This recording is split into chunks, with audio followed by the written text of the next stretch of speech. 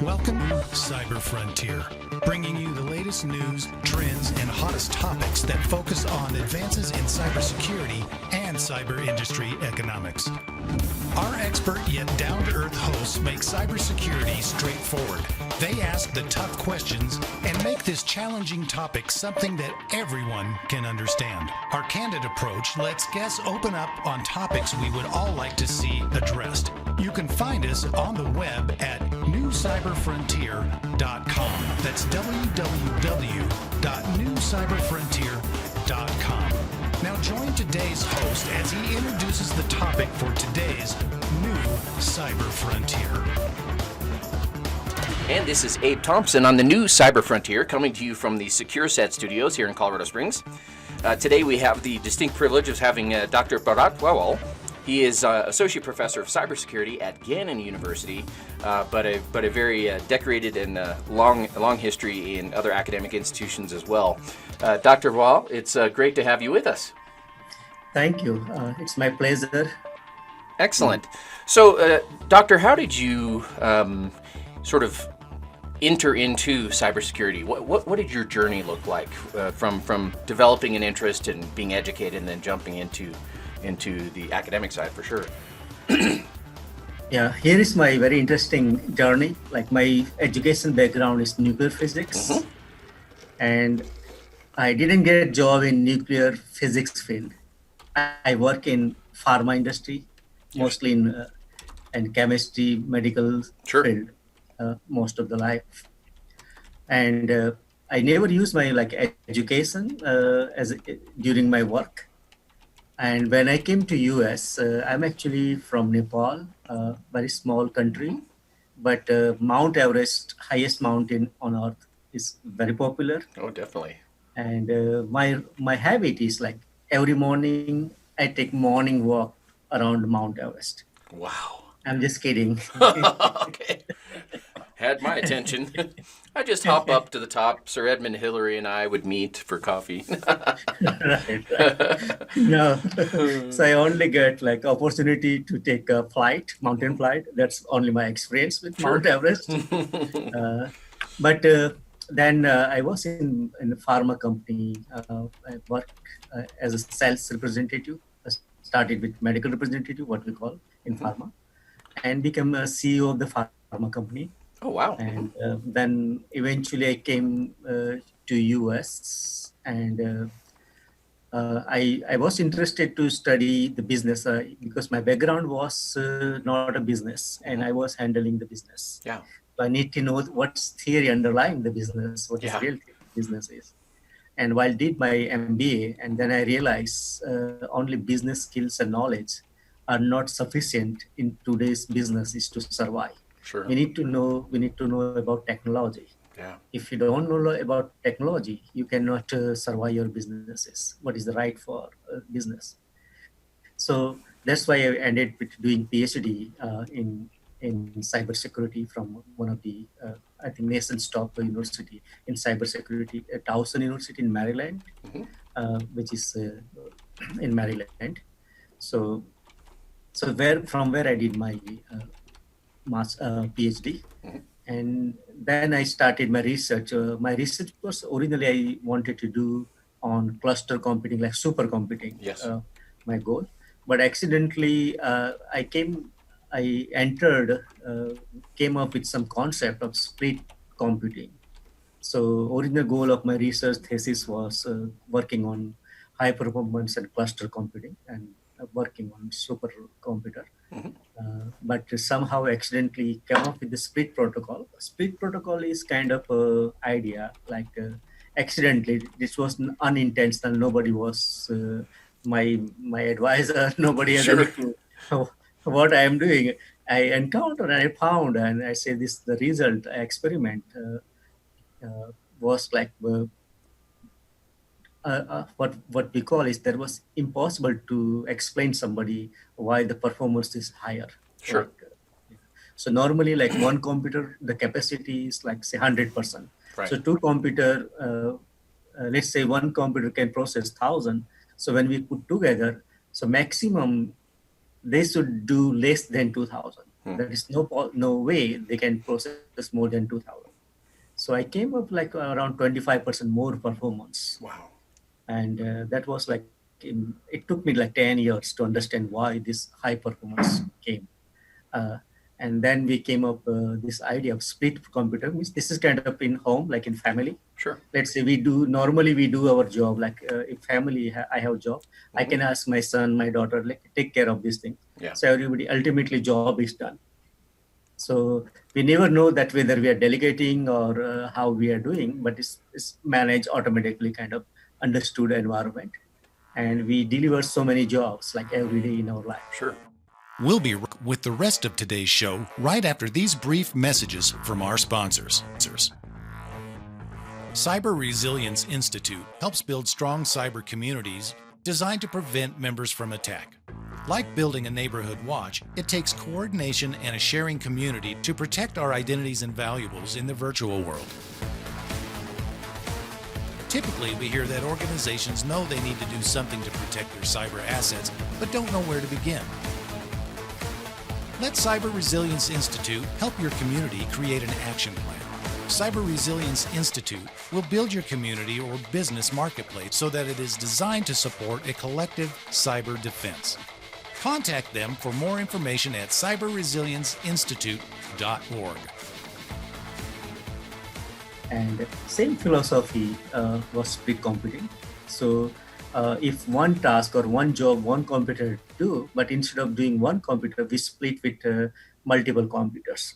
And that task is handled much faster uh, based on how fast we need. Like if I have to need like 100% more, then I will split between two. If I need 300% more, I split with three. Sure. So we did with so many up to 100 computers and split it. And Wow. so here is the magic of this split computing came. I have like 100 computers on network. They're working, delivering their task. So normally the first computer with whom like some client send the job, they only know the first computer. So all 99% real task is handled by all 99 other computers. They are invisible to the client. Sure. So any connections or any other server, they're communicating. So the client is kind of like connects. We call with the first computer, we call the connection server. Sure. So they only know connection server, and other computer we tell them as a data server. So normally they deliver data and they perform their jobs. So and they are invisible. Right. And so if somebody want to hack my system, so in Speed protocol, what I did is like a connection server, we kept empty. There is nothing. Sure. If somebody hack into that computer, they will get nothing. So none of the data from where coming. So when client receive all the data, they think that connection server is sending all the data. Sure. So that was the prime concept of developing split protocol. And based on that, I wrote paper in 2015 in IEEE publications. And based on that paper, there are like almost 6 pattern already I see from Google. Google has cited all of these 6 pattern, and I did 2 patent on that idea, how cloud should work, how security should work. Sure. So those are like, I said, this accidentally came up split mechanism, like splitting task. Right. So those folks in networking, let's say in networking OSI layer, we have 7 layer. Yep. And each layer task is handled by 7 computers. So this application is 1 computer, data transmissions, others. So that's why like everybody's like separated, but they're handled independently. So that was like my research area somehow Sure. stand in that area. And then I entered into field of security. Originally, I wanted to go with, I said, high performance, how fast I can do, like much Right. better one, how we can deliver the better job. And then we entered into cryptography, and that's the area made me in cybersecurity, and I started teaching cybersecurity course. Sure. And that's today's my focus is more on cloud security, privacy, and recently we built and patent also. So on privacy of your data on cloud. So normally like cloud users, every application, all the business is going cloud. Everybody Right. is prefer cloud. And only concern with using cloud, you don't know what security mechanism are They there have to in use. place. Yeah. So Yeah. yeah, once you give your data to the cloud, so you're on mercy of cloud service provider. Sure. What they do, whether they're keeping secure or not, how do you know? So this kind of still there's a concerns on cloud service providers. So we came up a new idea uh, called the proxy re-encryption mechanism. Proxy re-encryption is a mechanism which will, let's say, I have account in Google Drive and you have account in a Dropbox. I want to share my data from Google Drive to Dropbox. Okay, so you don't have account in Google Drive. You only account in Dropbox. So using this proxy re-encryption scheme, I can share from Google Drive to Dropbox or any other clouds. Sure. And the mechanism is that we use your public key Yep. and I encrypt, uh, and then it give to the cloud, and there is a proxy server which takes your public encrypt data and give to you. Let's say I encrypted data using your public key, and only your private key will able to decrypt that data. Right. For example, if you go on for vacation, if you're the boss of the company, Mm-hmm. and so you may not able to read. Other person, if you go, other people will not able to read because all informations are encrypted within your private key. You're not Right. going to give other people your private key. So we came with the idea that your private key will be substituted with somebody else's private key. Right. So if I'm delegating, if I'm gone for 6 months, Right. so I will delegate somebody else. And so in existing data that my current encrypted ciphertext will be transmitted with other person's ciphertext. Wow. So he will be able to read the all information. So whom I am delegating means whom I am authorizing, Sure. that person will only able to read. So this is very unique technology, especially for cloud. Well, and So essential, really. I mean, it's good business sense for continuity because how often have we missed out on opportunities? Oh, the boss isn't here, and he's got the account to that, and yeah, that's brilliant. Did you experience a lot of attention from the early cloud pioneers with some of your principles that you discovered? yeah, I see. I get some of mostly like idea originally we started. Mm-hmm. So uh, currently, like Google is Prime. I think they Right. Mm-hmm. have like almost I said same idea 10 already 10 patent. I think 6 is already there Yeah. Sure. in the market, and I'll see there are more patent on same architecture, same ideology they're coming Excellent. up. Excellent. So like today is like even the Facebook, right? So when you give the data privacy, I think recently 3-4 months before Facebook said they will keep your data private and they will not see your data. Right.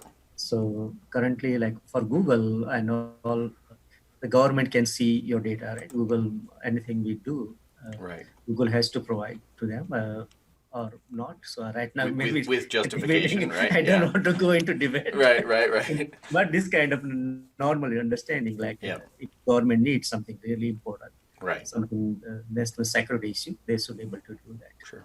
So so same this keeping like there is no privacy still that so this technology will provide privacy like Sure.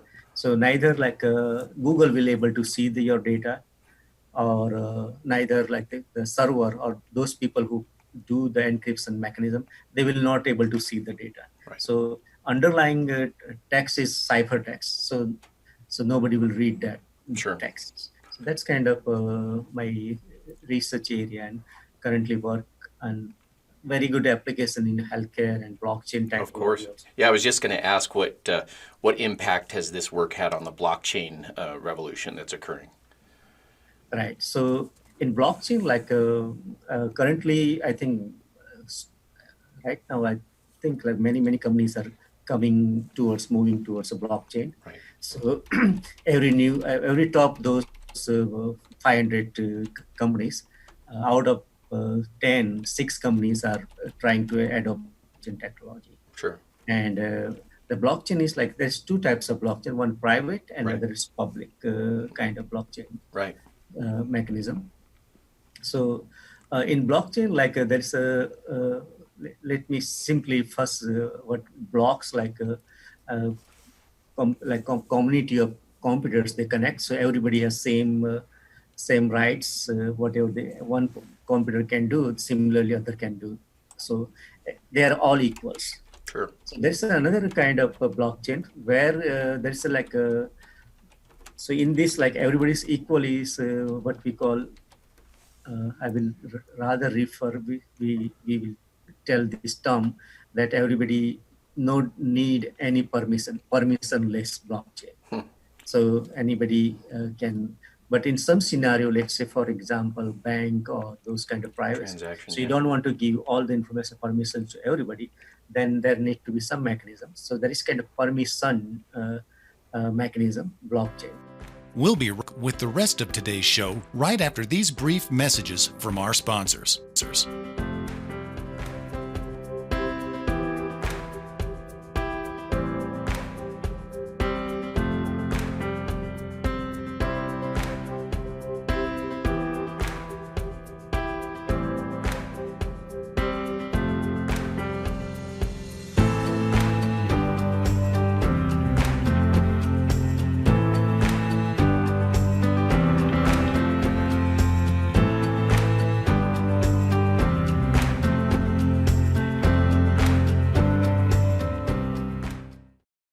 Murray Security Services are your cybersecurity experts with decades of experience providing professional training services for our clients in various industries.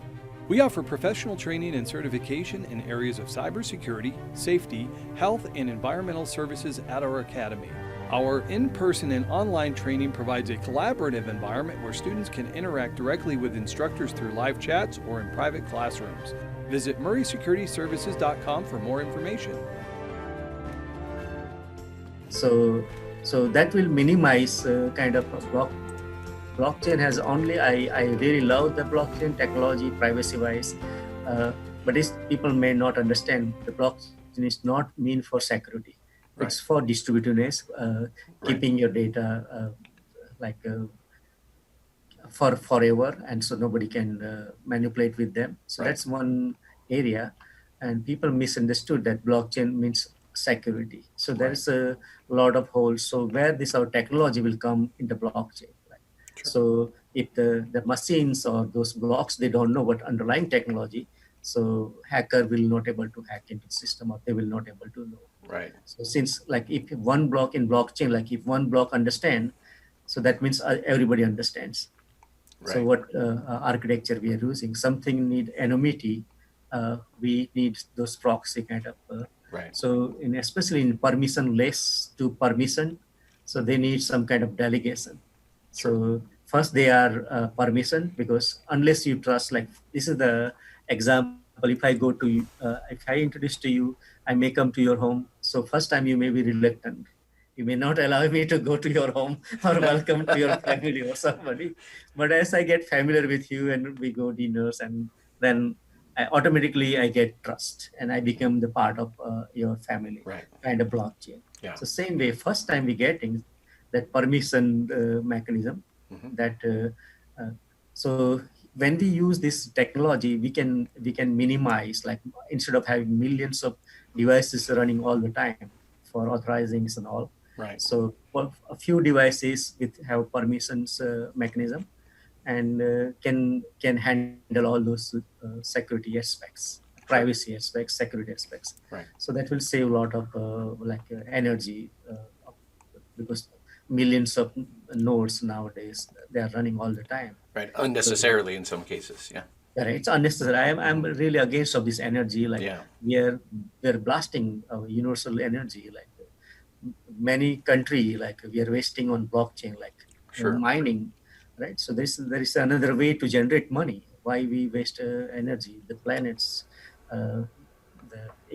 what we call energy, green energies. Yeah, yeah. So that's that can help in that area, like two-way, reducing number of nodes, and second energy consumptions, and keeping privacy. So those are interesting area, and if somebody can Google like blockchain like with my name and privacy, so you'll find a publication and read more on Sure. this audience. I will advise them to. So it's very hard to like explain sometime those technical thing Sure. on air, is, but I think that's kind of area. Well, and So it seems too that while we have the energy saving component, if we're minimizing the nodes in use, there's going to be some cost savings potentially, correct. reduction in infrastructure cost to get services done. I mean, and you're seeing some of that value in of course the cloud computing, but this is more. Would you say this is closer to the cluster computing concept? Correct. It's closer to cluster Yeah, computing. yeah, excellent. Do you have concerns about the proliferation of blockchain, or do you think the technology is moving at a decent pace? I like the blockchain technology, but I don't like the mechanism that Okay, Bitcoin or mining or currencies from right, that. right, Okay. Underlying technology, blockchain is good idea, sure, hmm, but there need to be new, I said, permissions or very few nodes. yeah, If something is, let's say something is true, like validated by 100 people, okay, we don't need to validate by millions of people. right, From sample, we know these are good. 100 people say something is true. That means we need to believe it's true. yeah, So it indeed, means some statistically significant number. If say that's true, so why we should need to have like millions of, or now eventually be billions of device, IoTs and everything will be the part of sure, blockchain, sure, and it will consume a lot of energies and costs to the earth, and especially as a green energy area, I'm really concerned about that. interesting. So yeah. Now, sitting in your position in academia, what is your sort of pronouncement upon the readiness and the preparation of cybersecurity students that are coming through, and how are you seeing them succeed in industry? So right now, like what I say, the students are not like cybersecurity. They are little tough area, and people think kind of physics and maths kind of concept. So, so those students coming are going to get easy degree from there. They will not get. They get frustrated and they will be difficult. But those people know that this is the field require a lot of preparation Right, work, and that get ready, and those students are really good for industry. So now every industry need, there's a huge gap of cybersecurity faculties, right. students also, like faculty and employee. Every company will need cybersecurity Oh, because every absolutely. minute you get millions of 100 millions of attack every day.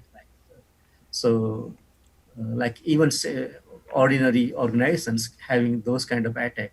So if we don't defend those 100 millions of attack, if like one attack succeed, it will destroy our economy. Like, Yeah, so yeah, it's kind of like for defensive side is like he's, if he like attacker, from attacker point of view, out of 100 million, which one is successful, he's successful. yeah, yeah. For defender side, from our side perspective, we need to defend all 100 millions. Right, right. Then only be successful. So this is, you can see that intensity of preparedness Sure. required.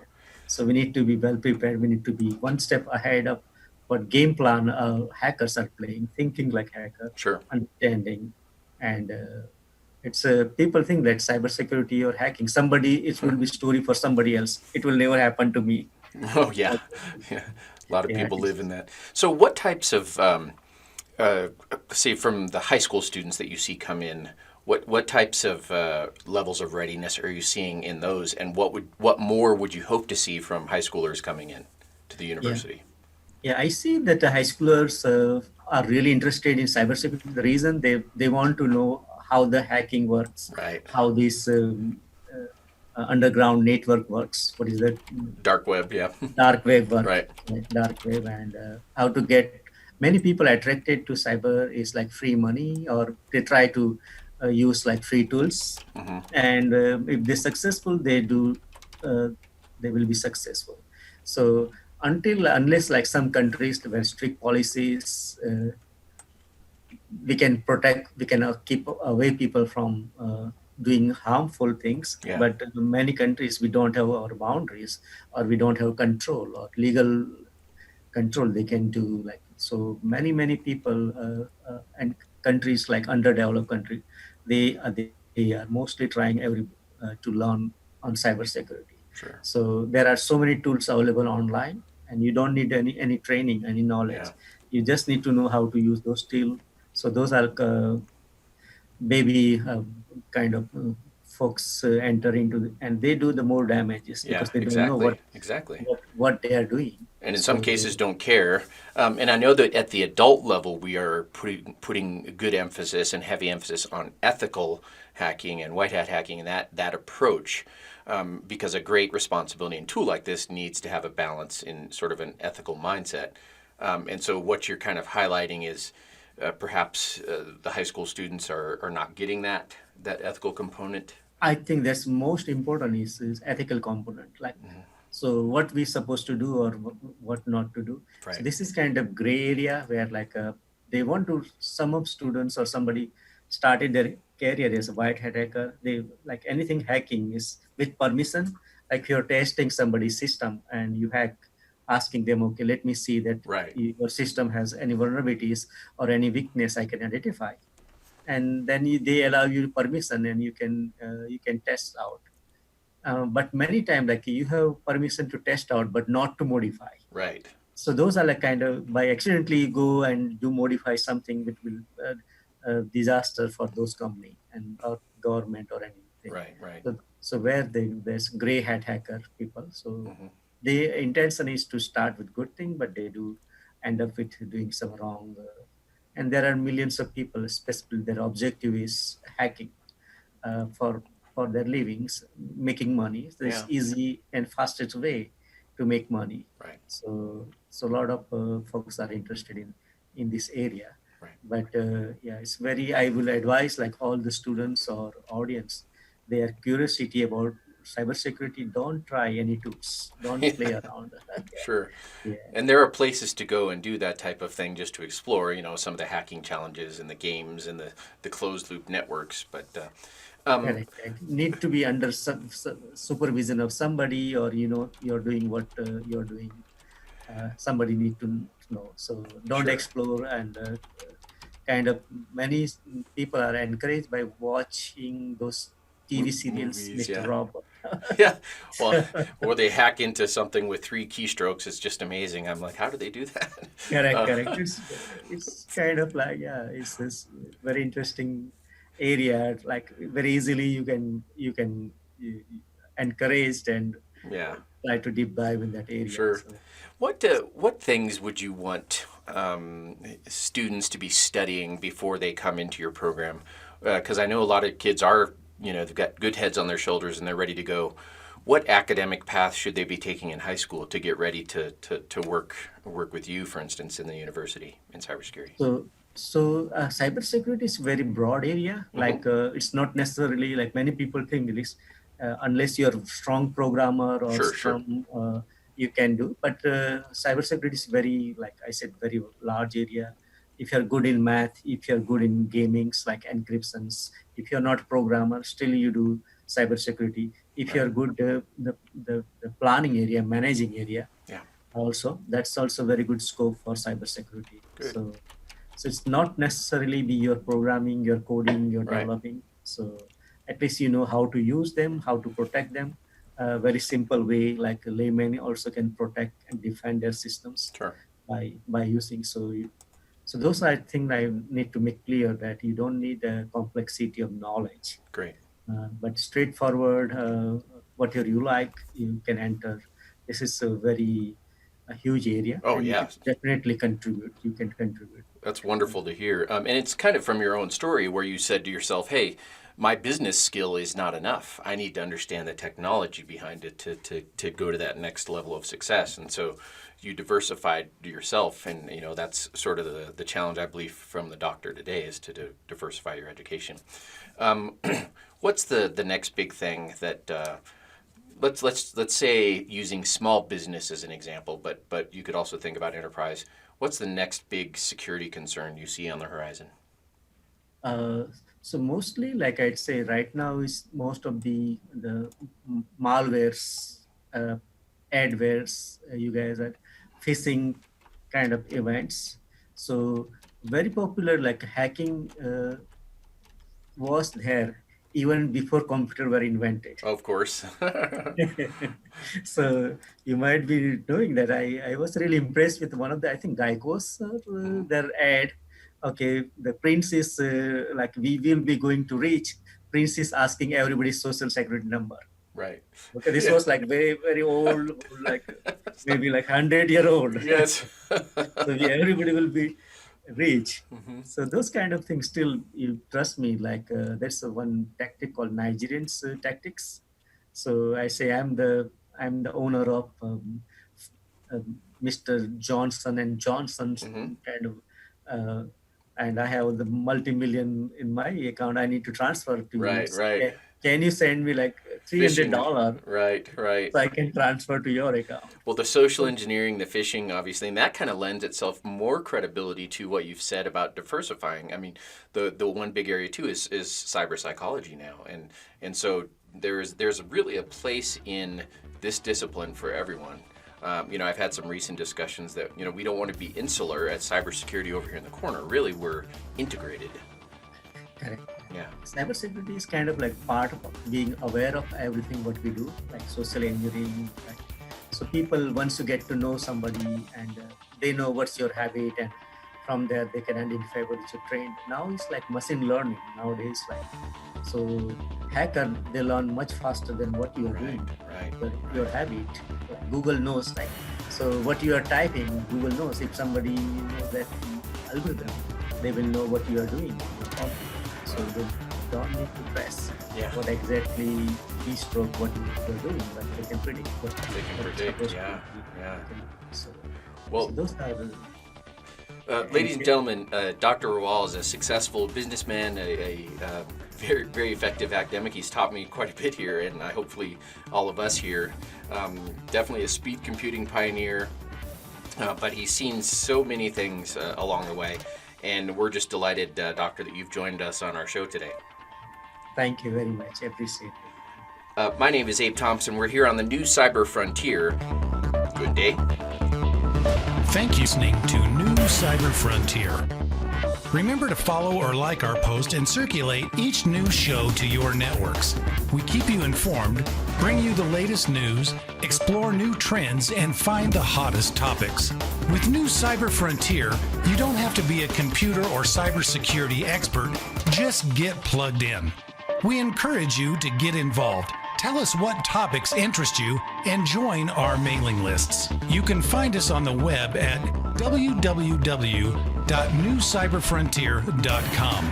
That's newcyberfrontier.com. Check out our previous interviews and please let us know if there are any topics that you would like to hear discussed. See you next time on New Cyber Frontier.